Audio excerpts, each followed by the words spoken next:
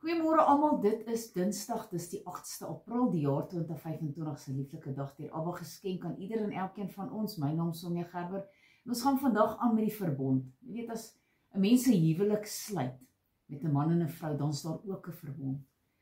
Hulle sluit 'n verbond met God en hulle sluit 'n verbond met mekaar en die ring verseël daardie verbond. Maar kom ons lees hierso in Numeri 25 verse 10 tot 13. Toe het die Here met Moses gespreek en gesê: Finehas, die seun van Eleazar, die seun van die priester Aaron, het my grimmigheid van die kinders van Israel afgewend, deurdat hy my ywer onder hulle geywer het, sodat ek die kinders van Israel in my ywer nie verteer het nie. Daarom spreek, kyk, ek sluit met hom my vredesverbond, en dit sal vir hom en sy nageslag na hom die verbond van ewige priesterskap wees, omdat hy vir sy God geywer het en versoening vir die kinders van Israel gedoen het. Halleluja. So jy sien, die Here ag 'n verbond regtig baie hoog. Dan lees ons Deuteronomium 29 verse 1 tot 9, vernuwing van die verbond van God. Dit is die woorde van die verbond wat die Here Moses beveel het om met die kinders van Israel te sluit in die land Moab, behalwe die verbond wat hy met hulle by Horeb gesluit het.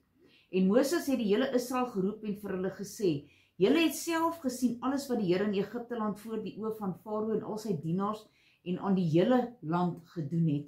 Die groot versoeking wat jou oë gesien het, die groot tekens en wonders, maar die Here het julle nie 'n hart gegee om te verstaan en oë om te sien en oor om te hoor tot vandag toe nie. En ek het julle 40 jaar lank in die woestyn laat trek. Julle klere het aan julle nie verslyt nie en ewe win julle skoene aan julle voete. Brood het julle nie geëet en wyn en sterk drank nie gedrink nie. Julle kan weet dat ek die Here julle God is. Ja, en ek dink vir 40 jaar het jy dit nie gedoen nie, dan dink ek moet jy dit nooit weer doen nie.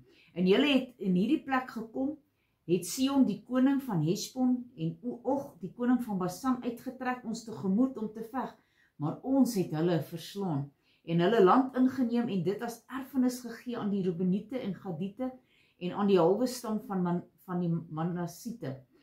Onderhou dan die woorde van hierdie verbond en volbring dit, sodat julle voorspoedig kan uitvoer alles wat julle doen. En dan is daar natuurlik die nuwe verbond vir ons. Ons lees Hebreërs 8 vers 9 tot 13.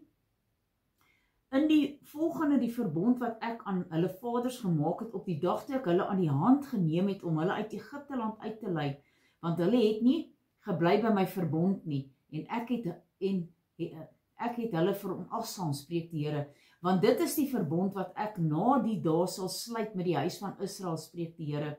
Ek sal my wette in hulle verstand gee en dit op hulle hart skryf, en ek sal vir hulle 'n God wees en hulle sal vir my 'n volk wees.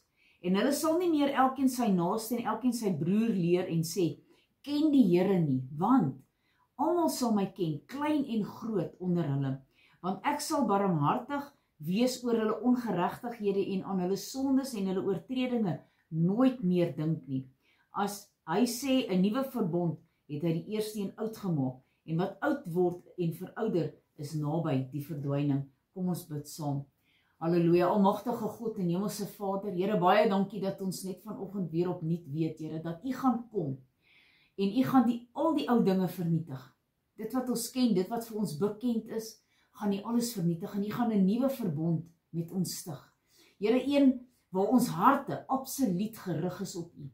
Here, want op die oomblik is die mens maar nog verdwaald in sy weë, en gaan hy die kant en gaan hy daai kant, en hy is nie waar hy moet wees nie, hy dien U nie werklik in gees en in waarheid nie. Maar Here, ons bid en vra dat U ook ons ongeregtighede nie voor oë sal hou nie, maar dat U ons dit sal vergewe, Here, en dat U 'n nuwe verbond met ons sal sluit, sodat ons kan gehoorsaam wees en U volg in gees en in waarheid. Here, ons bring U lof en ere.